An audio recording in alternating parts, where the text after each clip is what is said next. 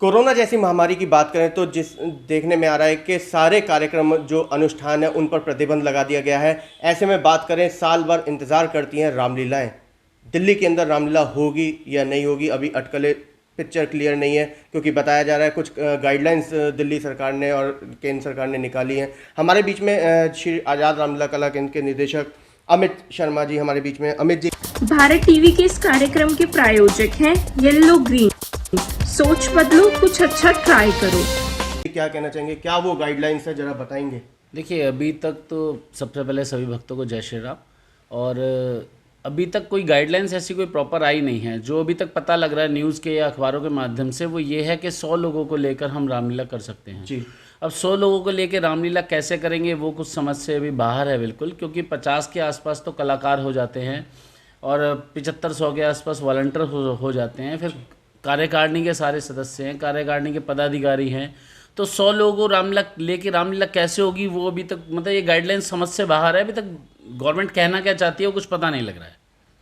आने वाले समय में, क्योंकि इस दिन एक मुश्किल से 1 महीना शेष भी नहीं बचा है, तैयारियां होती है, रिहर्सल होती है, तो अभी पिक्चर क्लियर नहीं है। नहीं, अभी देखिए, जब तक गवर्नमेंट की गाइडलाइंस नहीं आती हैं प्रॉपर रामलीला करने के लिए, क्योंकि देखिए रामलीला एक समाज का कार्य है। समाज से पैसा इकट्ठा करके तब रामलीला होती है, और अगर समाज को ही उसका लाभ ना मिले तो ऐसा कार्य करने का कोई लाभ भी नहीं बिल्कुल है। ठीक बात। हम लोग सबसे जाके अगर मान लो पैसे ले भी लेते हैं रामलीला करने के लिए और रामलीला नहीं कर पाते हैं या वर्चुअल तरीके से किसी और तरीके से करते हैं, तो उसमें वो लाभ नहीं मिलेगा दर्शकों को जो हर साल मिलता है। आपने वर्चुअल की बात कही, तो सरकार भी चाहती है कि इस बार वर्चुअल रामलीला हो, तो कैसे मैनेज होगा नहीं, वर्चुअल दिल्ली में लगभग हज़ारों की संख्या में रामलीला होती हैं, तो वर्चुअल रामलीला होगी कैसे? उसका माध्यम क्या है? लोकल चैनल्स हैं या फिर जो नेशनल चैनल्स हैं, सोशल मीडिया है, यूट्यूब है, फेसबुक है, किसके ज़रिए किस तरीके से रामलीला दिखाई जाए, वो एक मेन मुद्दा है। और दूसरी बात ये है कि देखिए, वही बात है कि वर्चुअल रामलीला भी होगी, वो भी बिना फंड के नहीं होगी, उसके लिए भी फंडिंग चाहिए होती है। और जो हम लोग जिनसे हम फंड लेते हैं उनको पता है यहाँ पे रामलीला हो रही है, उसमें पैसा खर्च होता है, टेंट वाले का, साउंड वाले का, तो उन लोगों को भी पैसे देने में दिक्कत नहीं होती। लेकिन वर्चुअल रैली को वो वर्चुअल जो आपकी ये रामलीला होगी उसको वो किस तरीके से देखेंगे उसका कुछ आइडिया नहीं है। जो दानदाता हैं वो कुछ आइडिया नहीं है इस चीज़ का।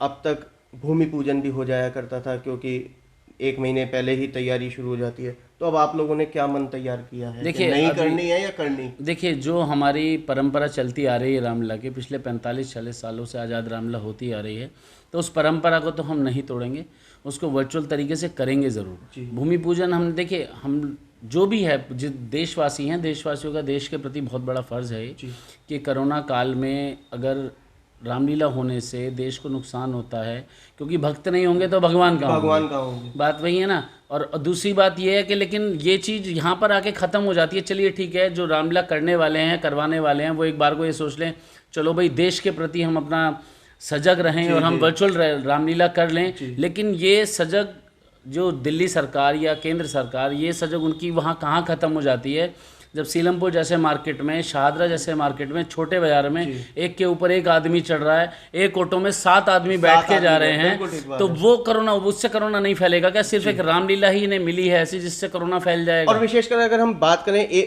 एक धर्म पर ही क्यों सारी पाबंदियां? देखिए, धर्म का तो मैं कुछ नहीं कह सकता ऐसा, क्योंकि देखिए अगर हिंदू धर्म के लिए वो रामलीला को कह रहे हैं तो मुस्लिम की अभी बकरा ईद मनी, तो वो जो नमाज का सिस्टम था रोज़ा में, वो उन्होंने ख़त्म कर दिया था। मस्जिदों में नमाज नहीं पढ़ी गई, उन्होंने घर पे पढ़ी, या जिस तरीके से भी उन्होंने कार्य करा उन्होंने भी इस मामले में साथ दिया, और हम लोग भी इस तरह से पूरा साथ देने के तैयार हैं। सभी जो भी देशवासी हैं वो देश के प्रति पूरा अपना फ़र्ज़ निभाएंगे। लेकिन सवाल वहीं घूम फिर के आता है कि देश के प्रति, चलो एक आदमी ने मास्क नहीं पहना, उसको तुरंत पकड़ा, 500 रुपये का चालान कर दिया। स्कूटर पे एक आदमी जा रहा है, उसने मास्क नहीं पहना, उसका चालान कर दिया। लेकिन जो ऑटो में 6-6, 7-7 आदमी बैठ रहे हैं, उनका चालान कौन कर रहा है?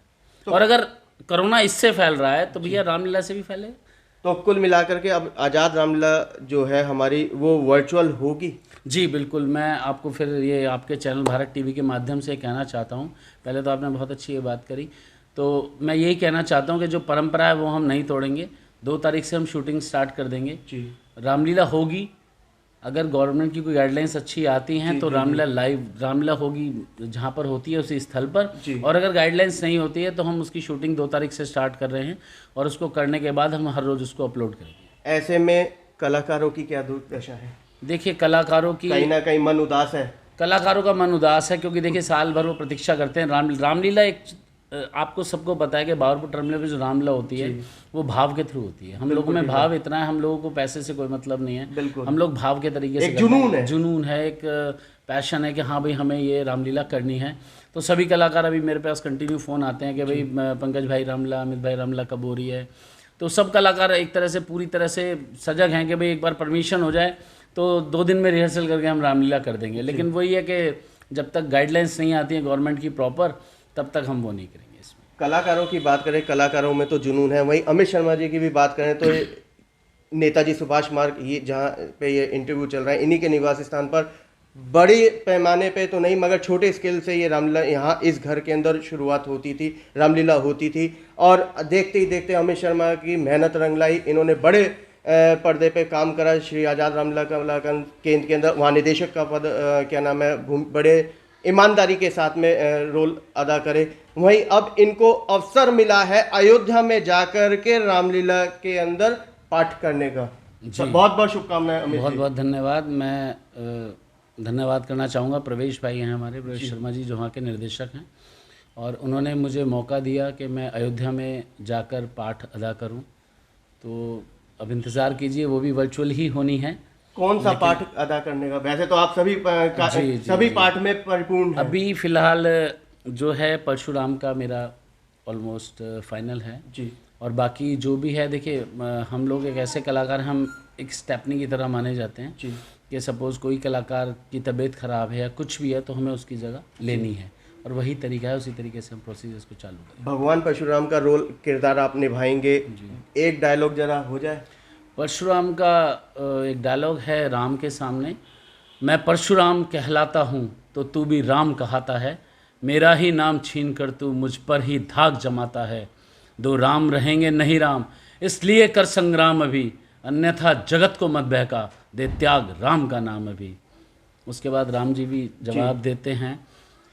राम जी ये कहते हैं कि भृगनाथ, मतलब भृगनाथ ऋषिराज, आप में और मुझ में सोचे तो कितना अंतर है, मस्तक पर तो है परशुनाम, यह राम नाम चरणों पर है। बहुत बढ़िया।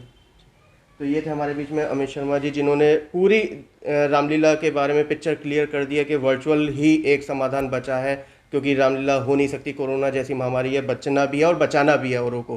कैमरामैन पवन शर्मा के साथ राहुल शर्मा, भारत टीवी के लिए।